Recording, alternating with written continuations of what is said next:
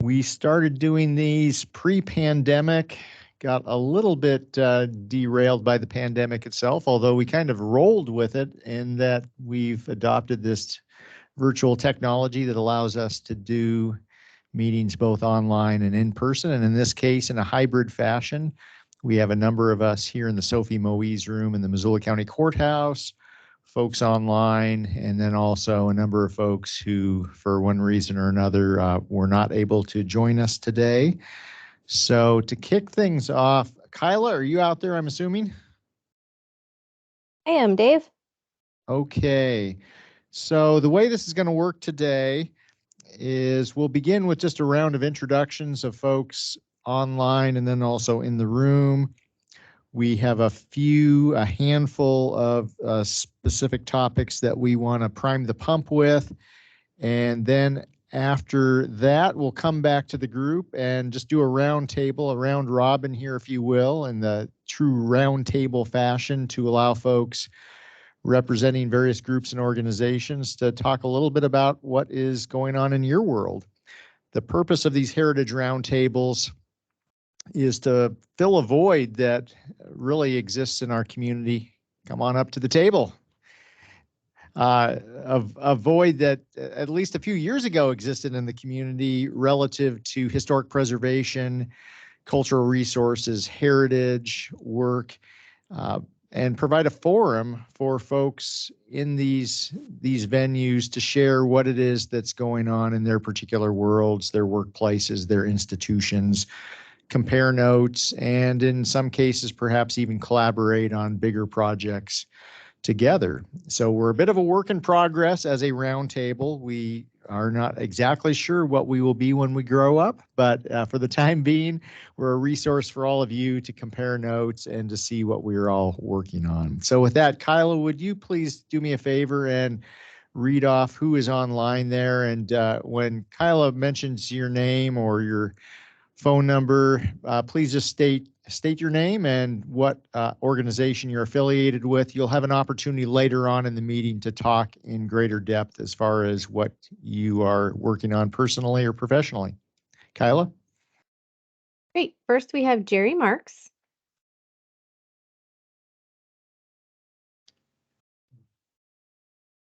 I have to get some sound going here. I represent the Department of Ecology and the Extension, and I guess I'll leave it at that. Thanks, Jerry. And Alan Newell.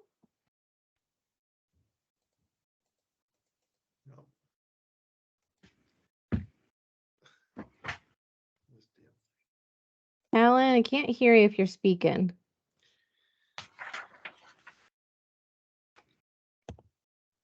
I don't know. Are you able to hear me now? We can hear you.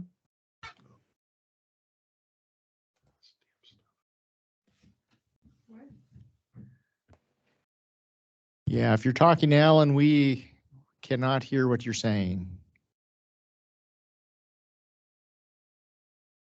That's okay. All right, we'll go ahead and move on to Diane Sands. Hi, Diane Sands here, independent historian working on a number of projects with different organizations. Nice to see you all. Hi, Diane. Thanks, Diane. Kelly Jo Jackson.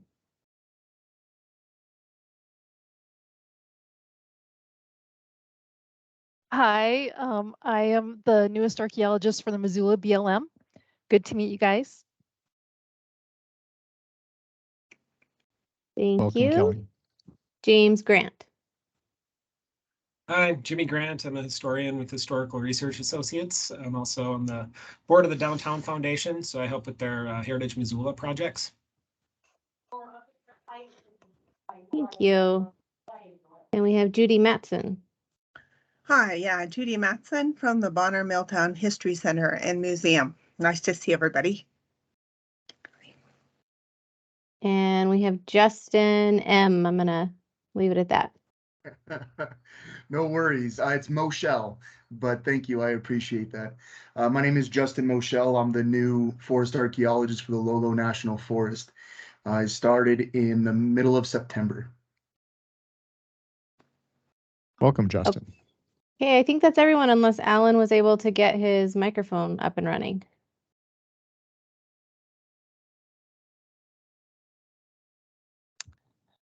Okay, we'll let Alan monkey with that a little bit more and come back to him later.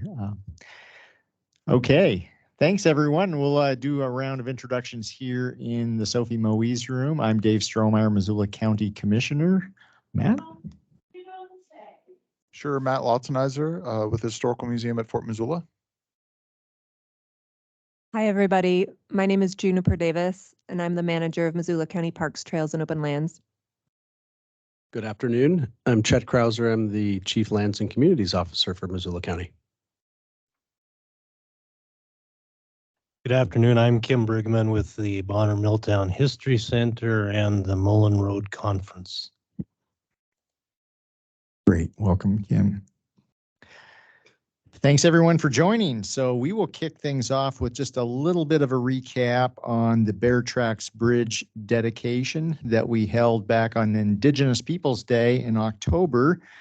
Unfortunately, due to scheduling conflicts, members of the Confederated Salish and Kootenai tribes were unable to make it today, but we can certainly attest to the strong partnership that we had with them to pull off the event that we did back in October. So this was this is a big deal for Missoula County, and in fact the entire region. Many of you on the line here today or in the room may have attended that event. It was truly a team effort, a monumental effort to pull this thing together over many months, in fact about a year. But believe it or not, at one point in time, we were told by Montana Department of Transportation that the Bear Tracks Bridge would be finished in the fall of 2021.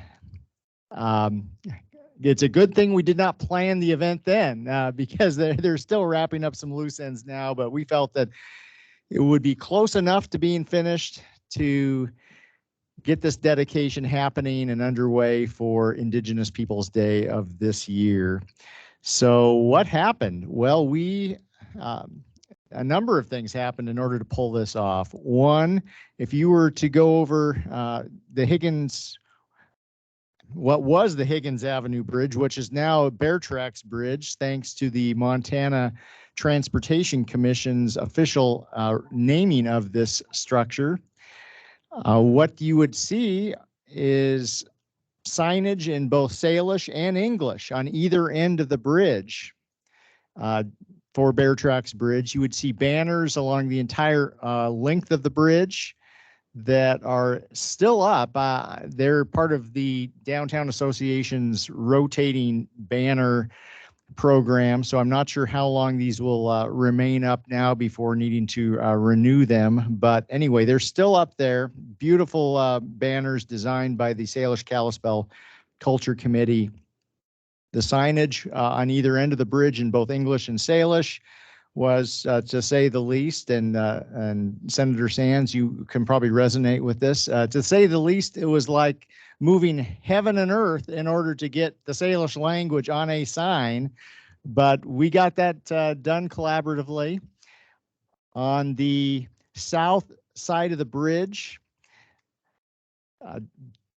in the near the hip strip area, there are a series of interpretive panels that you might have to brush the snow off today, but beautiful panels designed by the Salish Kalispel Culture Committee that talk both about the presence of Indigenous peoples in this place of the Missoula Valley, but also a bit of the history of the bridge and the Salish Trail of Tears, which is an event that occurred in 1891, namely the forced relocation of the Bitterroot Salish people to the Flathead Reservation, either over or adjacent to an earlier version of the bridge that we see out there today.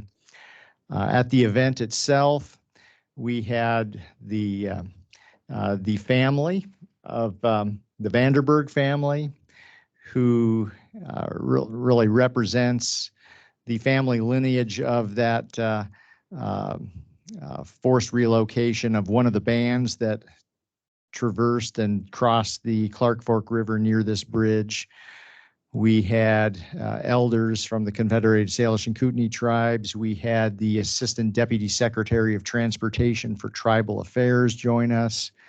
And we had a whole throng of people in attendance at this event. And it was followed, the actual dedication event itself at the south end of the bridge was followed by a procession across the bridge and a powwow in Caras Park.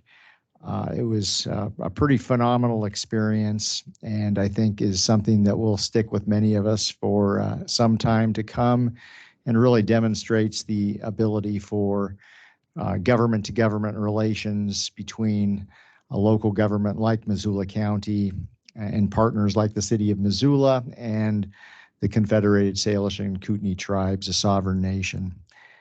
Chet, anything you'd like to add? Yeah, thanks, Dave. Not really. I think you captured it well, other than it was just really an honor to be a part of that event, both in the planning side and then also to be out there. It was just really impressive to see the attendance that was there. It was just a beautiful day too. It was just everything came together in a really awesome way. We did not have our folks that usually are able to join us, Thompson Smith and others from the Culture Committee or the tribes. And Dave got an email from Thompson that he probably didn't have queued up, but there's some complimentary language Thompson asked be read about Dave's participation there too. So I'm going to take this as an opportunity to recognize that. Oh, geez. So Thompson just asked that if he was unable, that he would we could relay that both the Culture Committee and CSKT were so grateful for Missoula welcoming into the heart of the downtown CSKT people, signs, and banners for the deeply moving dedication of Bear Tracks Bridge. The event was such a powerful reminder of Missoula's importance to Salish Kalispel people as a cherished part of the homeland. We hope the members of the Roundtable have had the opportunity to read the historical booklet that was created and also check out the signs at the southwest corner of the bridge, those being the interpretive signs. And then lastly, and Thompson says he insisted that this be read, none of it would have happened without Commissioner Dave Strohmeyer's initiative. So I think that's credit well-deserved, Dave. Thanks. And that was not prompted on my behalf. So thank you, Chet. Thanks, Thompson, for those very generous and kind words. Also, in the spirit of shout outs, thanks, Jimmy and Alan Newell, who's on the line also, lurking out there somewhere, for the support and partnership of the Missoula Downtown Partnership, who provided funding and support for the dedication event. We had many partners and supporters. Our Missoula County Public Works Office, Chet Krauser here, and his staff all played critical roles. And indeed, our Director of Public Works, Shane Stack, and Chet Krauser were out there putting up those banners themselves at one point when staffing was a little bit light with the Downtown Association. So talk about just a can-do attitude all around. Thanks everyone who made this a possibility. There's a really beautiful booklet that the Salish Kalispel Culture Committee put together, talking about the history of the Vanderburg family, of what this place that we dedicated means to the tribe. So if you'd like a copy of that, we can direct you to how to obtain a copy. And with that, anyone have any comments on Bear Tracks Bridge? Okay. Yeah, from Jim McDonald, he was wondering when it would be finished. And we did hear from Montana Department of Transportation this morning. They think in the spring. They did not specify which spring. So, and so joining us a little bit late here, we've got Jim McDonald and Paul Felicetti from A&E. Okay. Next, Lalonde. So this is something that's pretty exciting, and many of you on the line here have been part of this also, but way too often we see lists of most endangered heritage or historic sites, and far too infrequently do we see sites on said lists actually get preserved and restored. And that is happening literally as we speak with the historic Lalonde Ranch, which is out by the airport, just off the interstate by Airport Way, behind Dino's and kind of across the street from Big Sky Brewing. Exciting things going on, and I'm going to turn it over to Chet Krauser, who can talk a little bit more, Chet or Juniper, who can talk a little bit more about what is, again, literally happening as we speak out there at the Lalonde Ranch. Juniper.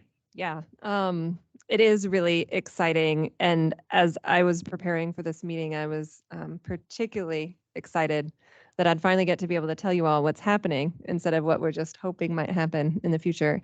And I think one of the reasons we've been so fortunate with this site is that we own it and the county owns it. And it really gives us kind of the liberty to chart a course for this site that makes the most sense for Missoula County. So just really exciting about it. So again, I'm Juniper Davis. I'm with Missoula County Parks, Trails, and Open Lands. And over the past year or so, we have started to fold this site into our management responsibilities. We were fortunate to get a little bit of funding, so we'll have that on an annual basis to try to keep up with maintenance and then to start planning for some longer term projects. This past year, we got kind of a good start in the spring. The May, I think it was the month of May, maybe, historic preservation event kind of kicked us into gear where we had the historic Lalonde Ranch be one of the sites that was visited as part of that month. We got the historic home professionally cleaned and put some flowers out front and had a number of folks, Dave, Chet, and a fellow on my staff named Jackson and some others, I think from the, yeah, Paul, you were there? Yeah, out there to help greet people and kind of show them the site. And I wasn't there, but it was my understanding you all had a good turnout and got some really good engagement, and I was very excited about that. We did have one other event out there. So we had that May event I just described, and we did continue to have the annual cyclocross rolling thunder race out there, which I know seems a little incongruous with historic preservation at times, but it's a really fun event and it brings a lot of outside engagement from folks who wouldn't maybe otherwise visit that site. And I was out there for that weekend and people were definitely enjoying it, and the event went really well this year. So 2 events hosted. Then we've also been kind of stepping up on maintenance out there as well. So we got some, mowing, some tree limb thinning, some bush pruning, kind of all the stuff you would have expected to see out there that wasn't happening, but we're getting to it this year, and that felt really positive. We did a bit of initial kind of securing of the historic homestead that's there by way of replacing some panes of glass and actually getting the door secured so that folks couldn't get in there and kind of mess with what is inside until we have time to appropriately catalog that or move that into longer term storage. Then we're also kind of building out a small maintenance area in the upper kind of barn garage, if folks know the site, the one that's further up the hill. That's where we can stage some of that maintenance activity out of in order to be responsive on that site. So all of that's really good. But kind of looking more towards the future, we have 2 other things going on that go beyond just day-to-day maintenance. The first is that we are pursuing a historic register nomination for that site, and in large part thanks to the partnership we have with Elizabeth, with the city, the historic preservation officer. We'll hopefully be submitting that paperwork maybe even by the end of this month. Elizabeth wasn't able to be here today, but she did give me that update by email. She's been slowly plugging away at it this fall, which is exactly on timeline with what she said she would have for capacity. So that's good news. And then we'll have to wait to see the outcome of that. But all is proceeding as planned. And then the other kind of longer term looking into the future project we have going out there is we've been really fortunate to create a good partnership with the Community Food and Agricultural Coalition, who are very interested and pretty invested in becoming a long-term lessee of the historic home there and operating both their offices, but also some events out of that site. So in preparation for having a long-term lessee that we think will bring some really good context and engagement to the site, as well as hopefully some rental income. We're doing a renovation out at the site, and we have contractors out there as we speak. And we were able, Paul was able to meet us out there last week, which was really helpful. We met out with the contractors, and they're well engaged. There's been some initial demo work. There's an electrician out, a plumber out. Things were abuzz with activity. And while the work out there isn't necessarily classic historic preservation work, I think that will come in the years that follow, along with some hopeful historic interpretation that we can begin to offer to the site. What we are going to accomplish out there is get some really critical kind of I almost just want to call it like habitability standards met out there, so that the building is usable by the lessee and we can bring more engagement to the site. It will be heated and cooled both in the winter and the summer, and will be a really welcoming spot. And I don't know that we're on time yet, or on schedule right now. It seems like we are, but some of the next steps with that work will really tell us whether we're keeping on schedule or not. But hopefully CFAC, the Community Food and Agricultural Coalition, can take occupation this upcoming year.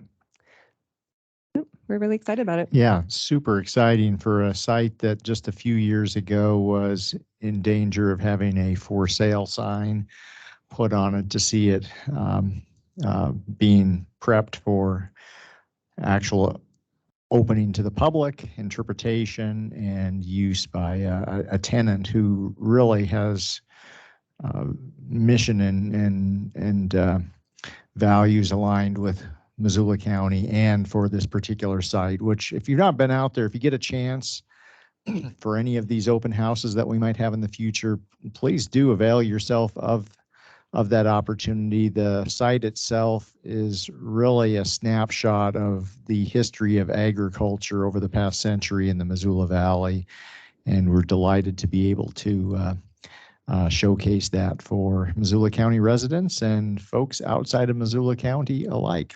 Any questions about Lalonde or comments? Okay.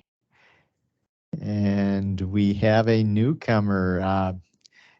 We are doing introductions as we go. If you want to just hit the button on the microphone and say hi, introduce yourself, and later on we'll have an opportunity to go around the table and talk about what we're all up doing. Hi, I'm Miney Smith. I apologize for being late. I've been to this is the third building I've been to. Oh no. So anyway, I was late to begin with. Anyway, I'm sorry. I'm with the Bonner Milltown History Center. Great. Bonner Milltown is well represented today. So welcome, and we'll have to make sure we get more specific directions for folks in the future. No, that's okay. Matt, what's happening at the Historical Museum at Fort Missoula? Sure. So quite a bit. I'm pleased to say we are now one event away from having a full year of programming for the first time since 2019. And we even threw an extra one in with the Juneteenth celebration and the Buffalo Soldiers gathering we did back in June. The big one Dave was mentioning coming up is our Lantern Tours program is this coming weekend. We sold it out in about 8 days, which is incredible. We're really, really pleased about that.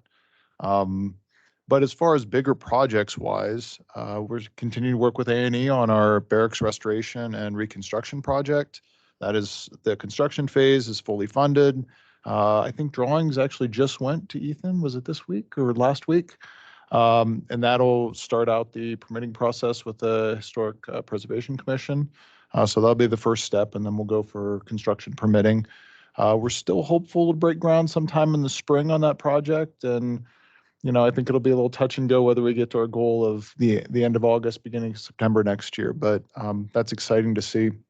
For those of you who aren't aware or familiar with the project, we have two original barrack buildings One will be fully restored inside and out and will include an immersive exhibit that kind of gives visitors a better feel for what those who were interned at Fort Missoula during World War II experienced on a daily basis, what their lives were like, what the spaces they lived in were like. And this is going to be designed then to complement our current barracks exhibit, which is more of a gallery style exhibit, more text heavy, more photo heavy. So it's adding those two elements to kind of increase the public's overall understanding of that era of our history. So that is coming along. We're currently raising some funds right now because we still have to figure out the second building, which is a collection storage facility that'll be fully climate controlled, state-of-the-art collection storage facility. But we're still, I never knew how much shelving costs, especially when you get the really fancy collection shelving.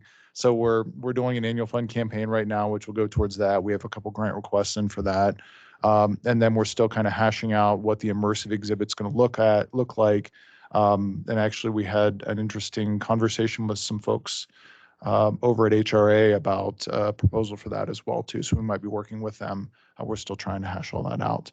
So that's the barracks. The other big project my folks from Bonner Milltown will be happy to hear is the train, the locomotive continues to chug along, no pun intended. We got some good work done. I think you're going to see a lot of progress next year. Last year, the smokestack was removed, and that's being restored right now. They did do, just most recently, they did an ultrasound of the boiler. There are definitely some of my volunteers that want to see the train up and running and doing circles around the fort. I don't know that we'll ever see that, but we do feel like it'd be really incredible if we could demonstrate the train and actually start it up at special events, much like we do our sawmill.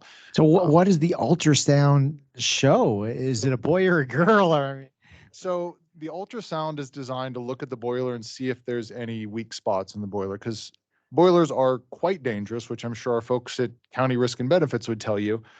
So we have to make sure that it would be safe to actually pressurize the boiler. So there was one spot that they knew about that was bad, but surprisingly, the rest of the boiler, despite the fact it's a 100-year-old locomotive, is actually in pretty decent condition. So the next step will be, we'll have an expert in to kind of give us some cost estimates on what it would cost to repair the boiler. And that to me is kind of the linchpin on how, whether this is just a kind of an aesthetic or a superficial restoration or an actual, we make it a running locomotive again restoration. I mean, if they come back with some, several $100,000 to repair the boiler, then we probably aren't going to do that. But if it's a reasonable number that we feel like we can fundraise for, then like I said, it would be incredibly cool to have a locomotive that we could actually start up on site. So, and it would help with maintenance as far as moving it back and forth to do work on the tracks and things like that, because obviously moving a full-size locomotive and working under it isn't the easiest thing to do. So that's the other thing they're working on. They have a carpenter who's donating some time, and they're currently rebuilding all the windows and doors for the locomotive. So that is coming along as well. The last thing I have on my list, and I don't think it's even on Dave's list, because I don't know that Dave even knows about this yet, because it's a fairly new announcement. We haven't even done a press release on it yet, but our organization was brought in by an organization called the International Sites of Conscience. And the International Sites of Conscience is a worldwide organization dedicated to working with organizations and historic sites that deal with difficult histories. We went through the process to join this organization about 2 or 3 years ago now. I lose track of all time in COVID times, but 2 or 3 years ago, whichever. But essentially, we had to go through an application process, an interview process, and we had to fit the criteria that they have. But this organization does some really interesting programs worldwide, and they recently applied for an IMLS grant, which is designed towards promoting museums to work with underrepresented groups and groups that they haven't traditionally partnered with. So the grant, there were 10 museums chosen worldwide to be part of this project. It's a grant where we will be given a stipend to build an exhibit or a program and to partner with one of these underrepresented groups in our community.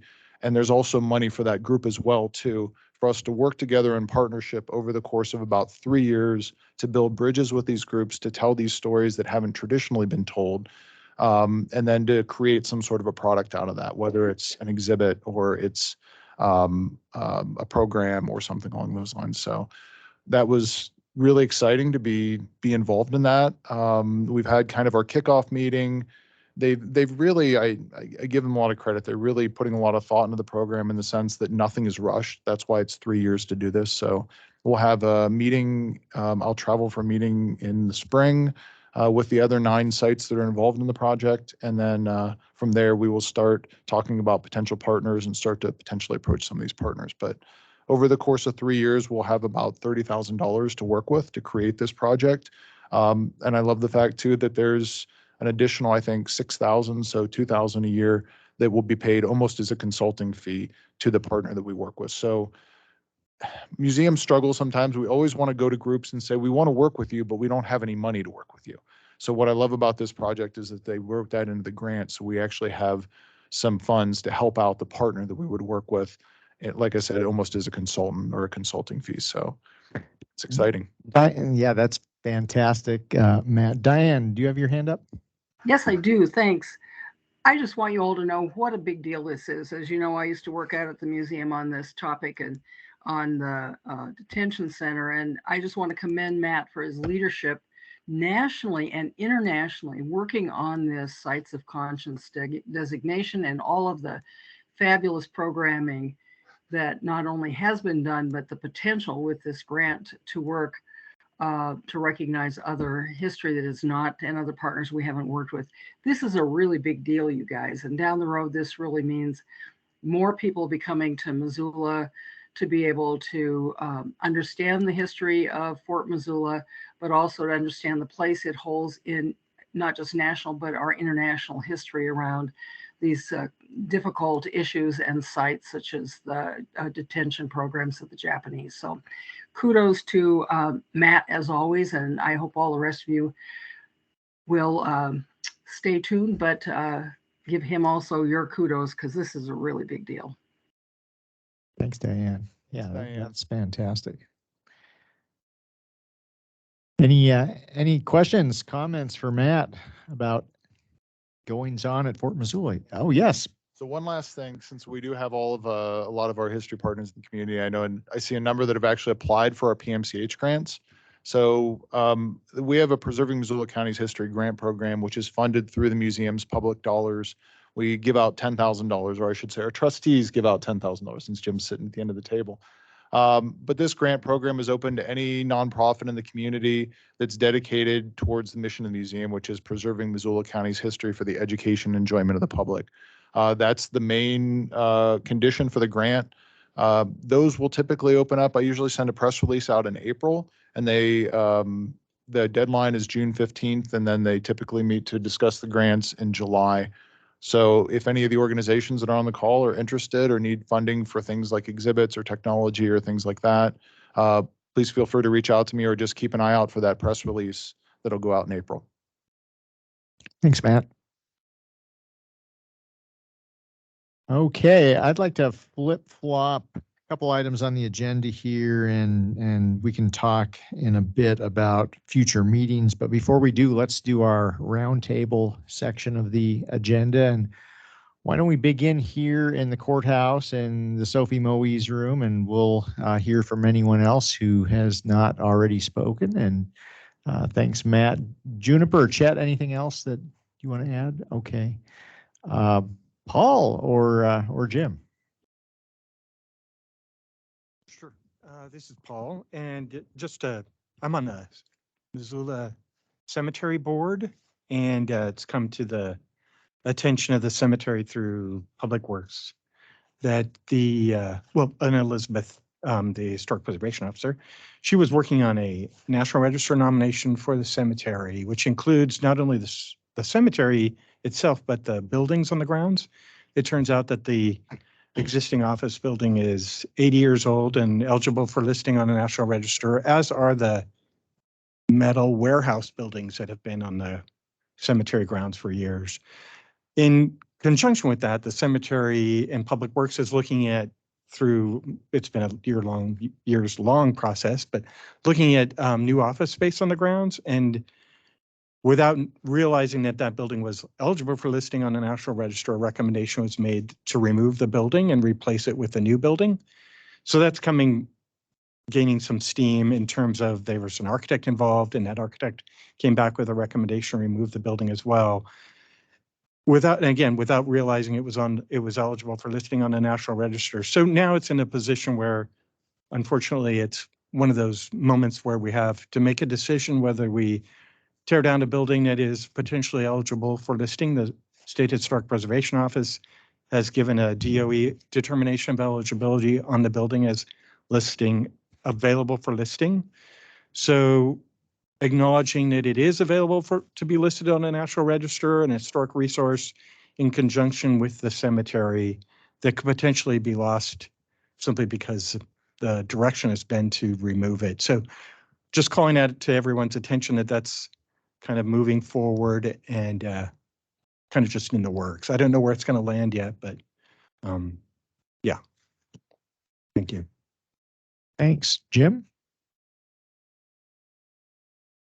A couple of things. I don't know if you know, but the preservation grants, the state preservation grants were listed today in the budget. And Fort Missoula one is number 19 out of the 29 that are funded under the 8.5 million that's available. So it's a matter now of everybody getting together and supporting it and get to your legislators and make sure that that project stays on the list, because it does change during the legislature. That list doesn't necessarily mean it's going to go the way it does. So anyway, it's a pretty good grant, and that's for the you might talk about a little bit. Yeah. Yeah. So we applied for the Montana State Historic Preservation grants, which were part of the program that created the new Montana History Center in Helena. And there's a series of grants that are based on that. But one of the issues we've been trying to address in the last couple of years, in addition to raising awareness, it's kind of not the public facing like the internment is better protecting our collections at the museum. And, we, like every museum, not all of our collection storage areas are perfect. So I worked with Paul and A&E to put together a proposal and get some numbers on renovation of our warehouse facility, which is our large item collections. It has no climate control. It's got some pest issues and some other things, which, I can see the head shaking for the other museum folks, because you guys all know that's the reality of working in the museums when you have 50,000 items. But we put in a grant. I think we put in a grant for $272,000 through that State Historic Preservation Grant Program. And I'd gotten a letter saying that we were on the list and that we ranked pretty well on it. But Jim, that's news to me because I hadn't seen that yet today. So I'm glad to hear that we're listed fairly high up. Came out this morning, so. Good. But if we get the grant, it would allow us to take that warehouse facility, and it still wouldn't be a perfect collection storage facility, but we could really address some of the major issues that the building has so that we're better protecting our collection at the museum. And this is also part of the larger plan with American Alliance of Museums accreditation on the forefront for us in about 2 years from now. So it's exciting. So most definitely we will need to get folks to talk to the legislature and make sure that goes through. Thanks, Jim. Anything else, Jim? Thing from Preserve Montana, the old Montana Preservation Alliance, we have picked a new executive director to take Chair Justo's place. She's retiring, and after 23 years, I think it is. And we've can't announce it yet because the person who accepted it has been in Montana a lot, has done a lot of work in Montana. She had a 5-year contract with a major city to be their preservation planner.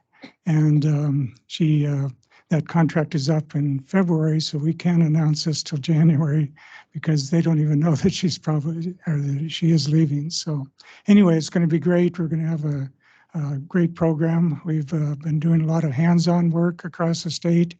In fact, our Mary Webb, our main restoration person that came from the Park Service, who does all the training, is doing projects all over Montana. And then she was just invited to the state of Maine to do a window workshop for all the people in Maine that wanted to come to it. And so it's been a good program, and we're getting organized real well in order to have other events this next year as well as workshops. So it's going to be an exciting new year, and also talking about what Chair Justo has done for the last 23 years, which has just been amazing. So that's what's from Preserve Montana. Great way to leave a cliffhanger for us for the holiday season here. So we'll have to get an update in the spring. Half of you here probably know who it is. You would know the person when. Oh, even more tantalizing. Okay. So we have several folks from Bonner Milltown. I'll let you draw straws or arm wrestle amongst yourselves as far as who wants to. If we could defer to Judy Matson first and then come back to me. Okay, Judy. Hi. Yeah, I'm out here in snowy West Riverside, but I have some exciting announcements about our upcoming program, a winter program. So is the volume okay on this? Okay. Yep. So yeah, we have finally put together our slate of programs. And on January 15th, we're going to be celebrating Bonner, past, present, and future. And that is going to be acknowledging a major change, probably the last major change that Bonner is going to be experiencing, as the houses are now under individual ownership and the company town is no longer. So Steve Nelson, we're going to give a brief photo history of Bonner, the mill, and the houses. And then Steve Nelson is going to be our speaker. He's going to talk about his partnership with Mike Boehm, how they decided to take on the project of buying and renovating the mill, and then ultimately allowing individuals to become individual homeowners in the community. That's 2 to 4 on January 15th at the Kettle House Tap Room, and we'll be sending out a lot more press about this too. February 19th, our February program is going to feature Leif Fredrickson, and he is going to be talking about the history and significance of the Mullen monuments. That also is 2 to 4 at the Kettle House Tap Room, and that's going to be, in a moment, a segue to Kim, who's going to be talking about the Mullen Road Conference. So this is kind of our preview to the public for that. And then finally, on March 19th, Bill Taylor, a popular speaker on an NP Railroad, is going to be talking about ethnic groups that were involved in the construction of the railroads, NP. And that's 2 to 4 at St. Anne Catholic Church, which is followed by our now famous collaboration with the St. Anne chefs in enjoying better than Butte pasties after that program. One final exciting program that we have decided to do this year is based on a visioning process that we're going through, is reminding ourselves that for Bonner Milltown History Center, our best contribution is probably the stories in the history rather than any of the significant artifacts like the Historical Museum is housing. But we have individuals who have the stories that are dating into our past. And so we're going to have a storytelling roundtable at a place and time to be still set, where we're going to invite members of the public to come in and tell their stories based on a theme. So we're excited about venturing into that, which is kind of actually hearkening back to how we got started in the first place. So I would like to maybe pass this on to Kim now. He is going to talk a little bit about the Mullen Road Conference that I alluded to earlier. Thanks, Judy. And that's some great programming out there. It's going to be fun. Yeah, hope to make some of those events. And you say there will be announcements going out here at some point? Yes. Yeah, we're just we're meeting on Wednesday to firm up some of the details, and then we'll start our advertising for the first program in January right after that. So yeah, they're fun. The tap room is an especially fun and historic site for people to enjoy our programs now. So hope to see you all there. Great place for thirsty historians. So yeah, Judy, when you firm up those dates and other details regarding the event, could you shoot that my way or to Kyla? I'm thinking that sometime after today's roundtable, we should push out an email message to all the participants today, just updating them on some of the the information that was shared during today's event. Absolutely. We'll firm it up on Wednesday and I'll get that info to you. Thanks. Okay, thanks. Kim? Yeah. As a lot of you know, the Mullen Road Conference is an annual event that gets passed along the road from Walla Walla to Fort Benton. And Missoula's drew either the short straw or the long straw for next year's conference. This will be the third time it's been held in Missoula since I think 2008.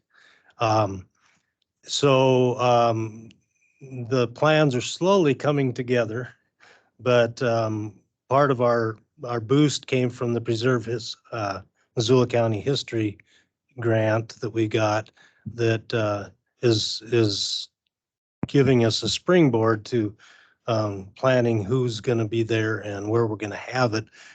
Neither of which is nailed down yet, but we're hoping that anybody interested in the Mullen Road and the history of the Mullen Road and all the other worlds that revolve around the Mullen Road keeps the second weekend of May open as you can. It looks like it will be on that weekend, and we're in the process of nailing it down mostly out at the fort, hopefully with Heritage Hall. I haven't received a call back yet for that, but that date, last I checked, was open. So yeah, that will be our big event for the year. The Bonner Milltown History Center is the funding mechanism for this, but it's a separate committee that puts it together. In fact, it's an ad hoc committee that has to be formed and reformed in every town that the conference gets passed onto. And so we are open to suggestions for speakers, presenters for that. And this is a group that probably would be able to help us out with that. In addition, and totally off the Mullen Road Conference, I have a question for this group. I'm part of a group called we call the Clarkies out at Travelers Rest. And it's a group that, I guess focuses on Lewis and Clark, the Lewis and Clark Trail, etc. And this recently came up. There's a bronze plaque on the Rattlesnake Bridge over East Broadway. I'm sure a lot of you are aware of it, that says Lewis slept here on July 4th, 1806. It was dedicated in 1939 by a Campfire Girls group. It's still there. Within the past 20 years or so, there was a plaque below it by, I think, the Missoula or the Montana Historical Society that corrected that, because Lewis did not sleep on the Rattlesnake Creek on July 4th. So, but I got to looking at it last week, and that correction sign is gone. Oh, really? And I wondered if anybody in this group knows why or when or how or. Jimmy, is that sign on your behind you on the bookcase there? Is that what I'm seeing? No, okay. I don't know where it went to. There's been enough changes with the historic preservation officer for Missoula that I don't know if there's any institutional knowledge of it. Might have just gotten flat out stolen. It could be in the creek, but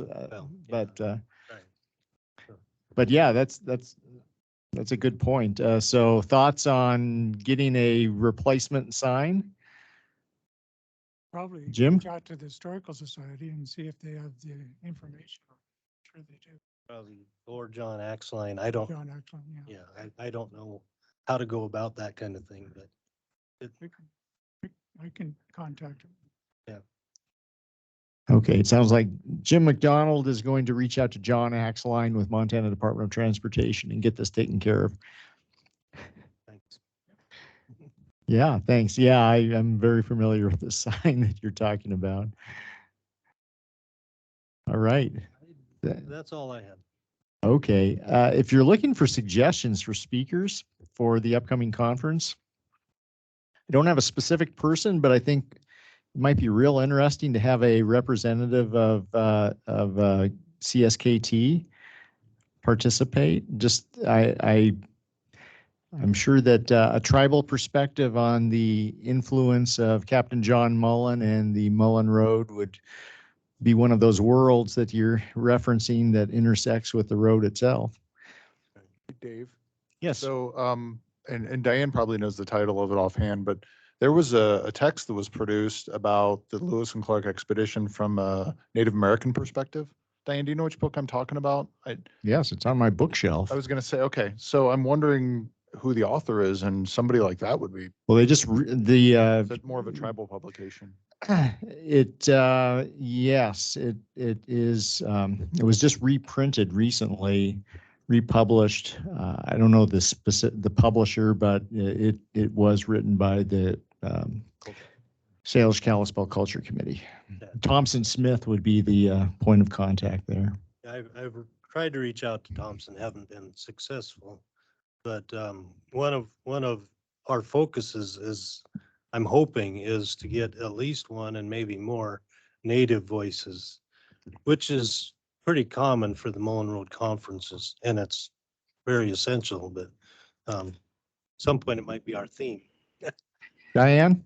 You know, I think one of the important things there is to remember it's important to invite Indigenous people to be involved in the planning, not just as a speaker, but invite them in now into your planning process, because they may have a number of other interesting ideas of how to approach this besides just a singular teacher. They might want to be involved in some other activities that go along with the conference, and that could make it really exciting and interesting. So I just suggest persist, and we'll have a really exciting event.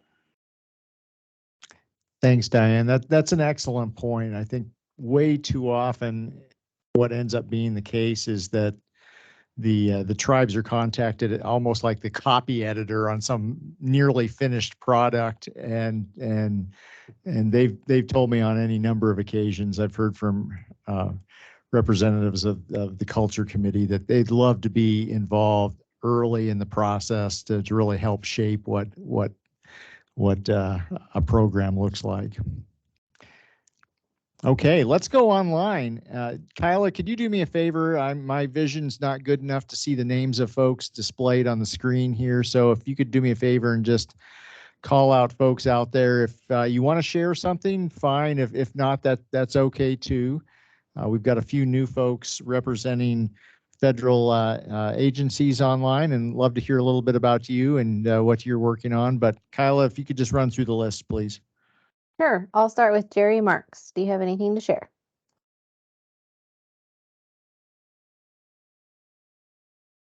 I get the mic working, I'll be good.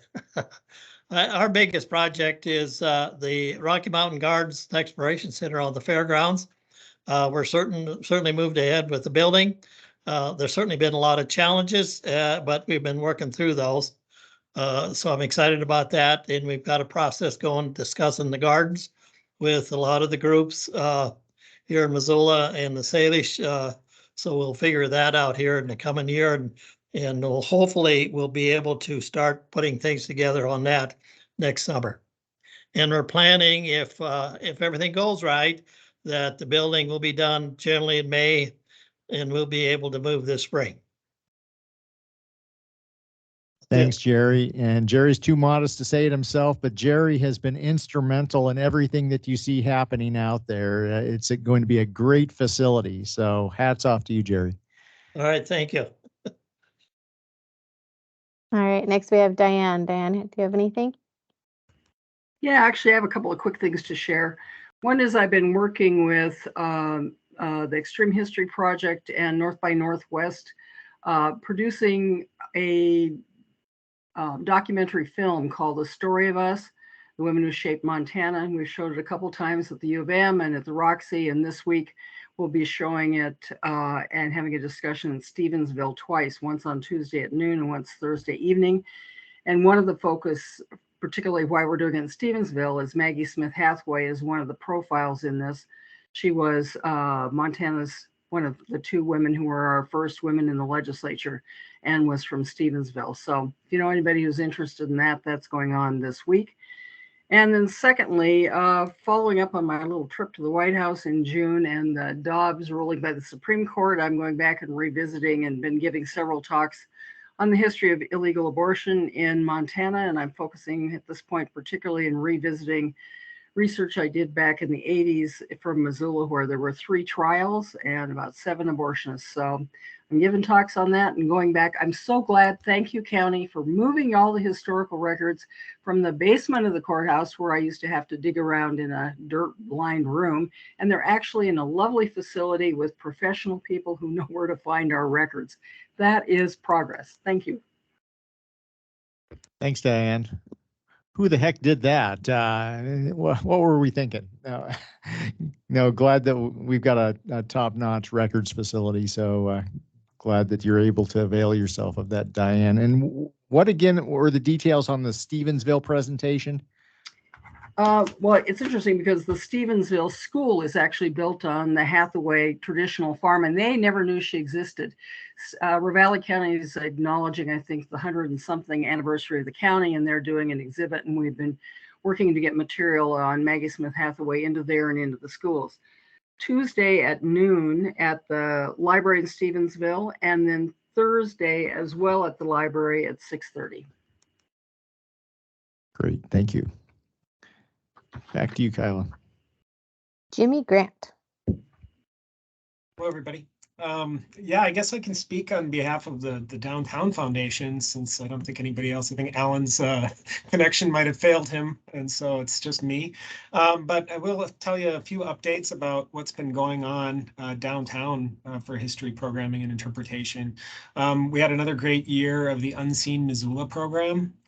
Many, if not all of our, nearly all of our tours sold out. We did some special events, a collaboration with the Montana Natural History Center that was called Secrets of the Clark Fork, and did some tours with them. And then also Screams and Spirits tour, which was kind of a haunted themed Unseen Missoula tour, which sold out as well. So there's certainly a demand for heritage programming downtown, and we continue to want to grow that program in the new year. Other developments, as you guys know, I was involved in the interpretive plan for the Downtown Heritage Interpretive Plan for downtown Missoula. And one of the recommendations was to create interpretive installations, kiosks, to highlight points along what we call the Heritage Trail. It's called I believe we're calling it the Legacy Trail now. And we have a sign that went up in front of the new library, a kiosk there, another kiosk in front of the MAM. And now we have a kiosk that's been completed that's going to be going in front of the Central Park Garage. Currently, we're working on another kiosk, just a smaller one that's going to appear right in front of the ZAC building, the Studebaker building downtown. And then the last one will go in over at Karis Park, but since we're done a bunch of work redoing and updating Karis Park, we're going to have a special interpretive media planning effort just to decide where to put signs throughout the park and to try to highlight that is really our, the central park of our community. So it's going to be a little bit bigger effort. So hopefully that will be taking place beginning here next month. So those are the main updates there. Thanks, Jimmy.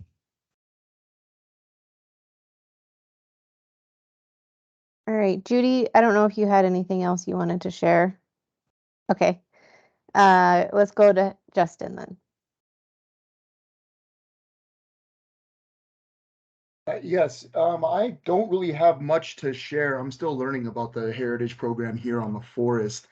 But I do have a comment to make, and I guess that's in regards to the tribal relations piece. That's one of my niches. And so going back to who to ask up at CSKT, I can be a wonderful asset to be able to help try and align that and get some information going and help facilitating the possibility of a speaker.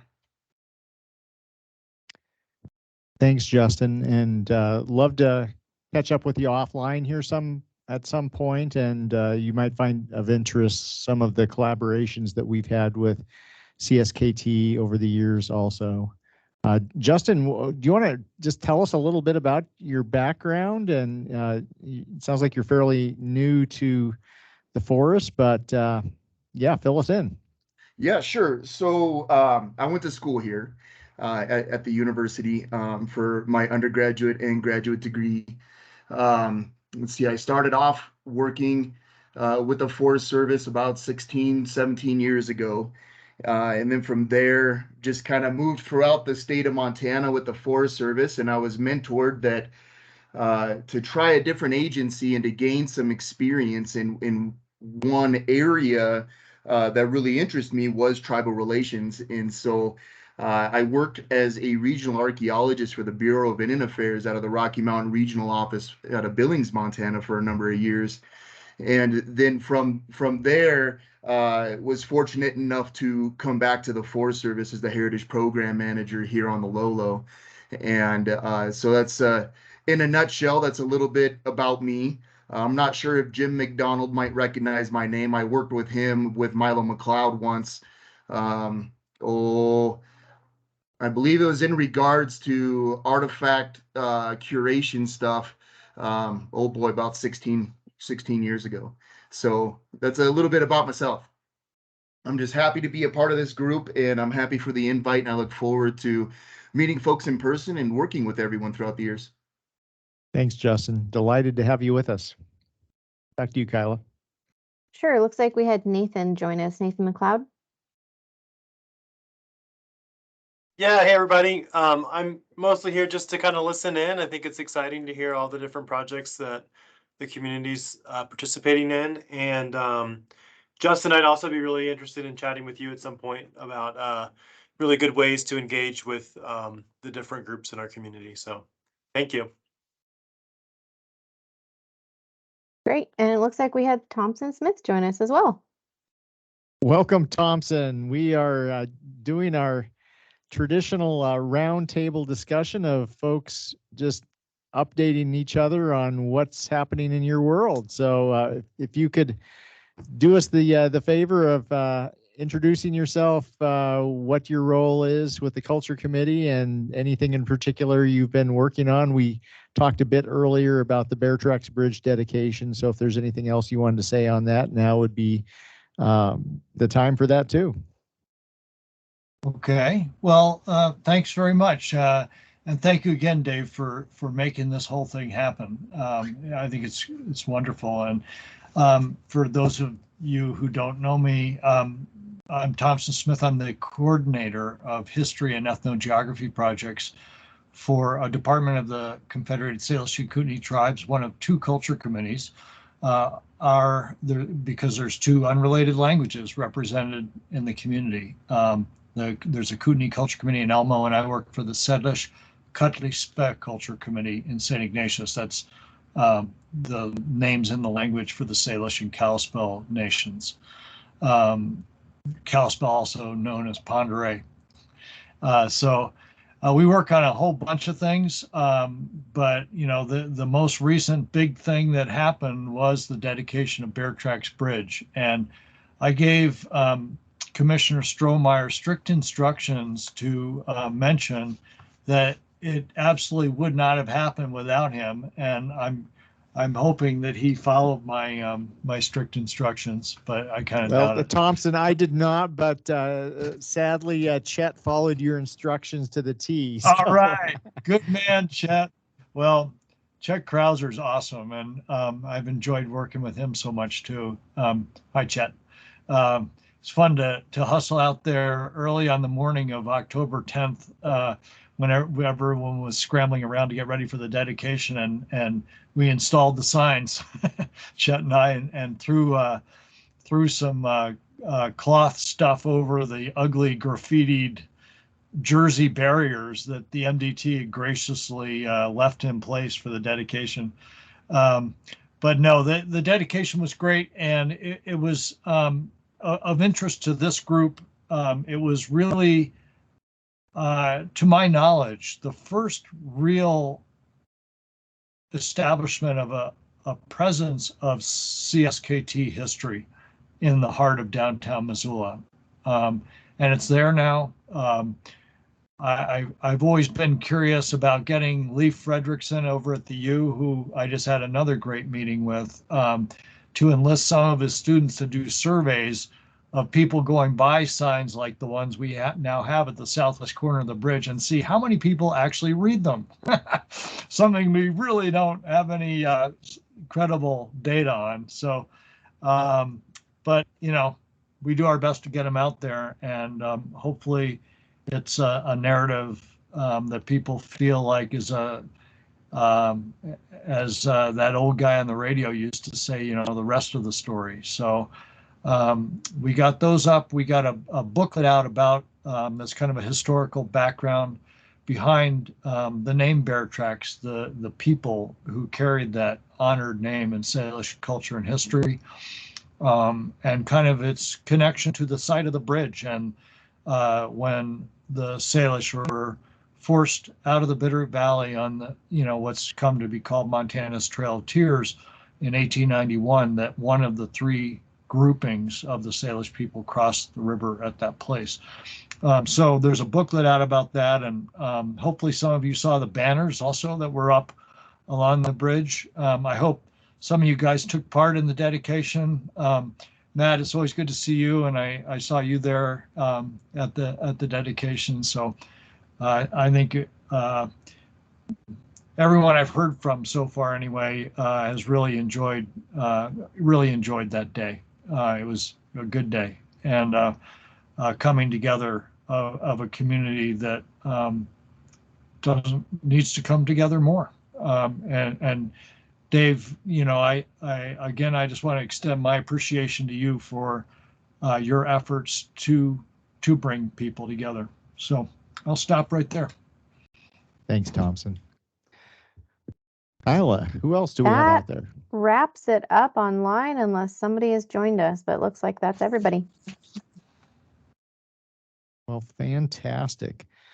Well, thanks everyone for joining us. Before we adjourn today, I think the goal at one point in the past was to at least have these sorts of gatherings twice a year. Is that still something that folks think would be useful or beneficial, in which case we could reconvene in the spring? Any thoughts from anyone? Thumbs up, thumbs down. Yeah, I'm seeing a few head nods that yeah, this is useful. Anything else, I guess, just in terms of the format or content of these meetings, we could certainly think about weaving into the agendas for these sorts of meetings a more focused topic or a special speaker, and maybe have a little less time as far as each of us sharing, although the sharing piece is pretty valuable also to hear what we're all up to. We just have to be maybe more disciplined in terms of how much time we take if we have a special guest speaker. But any thoughts now? And you can certainly sleep on it. We're good at that. And you can always get back to me later. But any initial thoughts?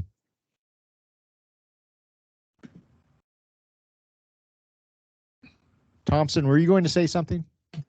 Well, I was just going to add something I forgot to mention, which is sure. Sadie Pion, our acting director, really regrets not being able to be here today. And all of us were tied up in another meeting. That's why I was late. So I apologize for that. And I'm just sorry I didn't get the chance to hear what everybody else is up to. That's okay. Is someone sending me minutes? Yeah, actually, Thompson, we do intend to, I don't know how detailed the minutes will be, but we do intend to send out information as far as some of the highlights of upcoming dates or events that folks have mentioned during their comments. So stay tuned for that. I guess we'll plan on reconvening in the spring. How about the format for the meetings? So obviously there was an interest on the part of a good number of folks to join virtually. We can keep doing that. There's also a fair number of folks in the room. Do folks like the hybrid option, the option to join virtually and or in person? I'm hearing yes. Yes. Oh, okay. We'll plan on continuing the hybrid option, although I'm thinking about maybe at the next gathering, which might entice a few more folks to come out in person if you feel so inclined, but maybe using one of the new meeting spaces in our beautiful new library here in Missoula, which recently won an award as the best library on the planet, believe it or not. So that's no small feat. So we'll be thinking about that as far as a venue, but this certainly seems to work here in the courthouse also. Any other final comments or thoughts before we adjourn today? I might throw in one thing. Yeah, Kim. I don't represent Travelers Rest, and I don't know if there's people who are invited to this, but I do know that they are busy planning for a big national conference the last of June for the Lewis and Clark Trail Heritage Foundation that hasn't been here for many years, and it's a pretty big deal at the end of June, last 4 days of June. So Great. Yeah. Typically, we do have a representative from either Travelers Rest or Montana State Parks at these meetings. We also oftentimes will have Lisa Tate from the National Museum of Forest Service History, and I think there are just some scheduling conflicts for folks today, but good point, though. Okay, with that, thanks everyone. Have a great holiday season, and thanks for all of your excellent work on the heritage, cultural resource, and historic preservation front. Take care. Thanks, Yeah, Dave. thank you.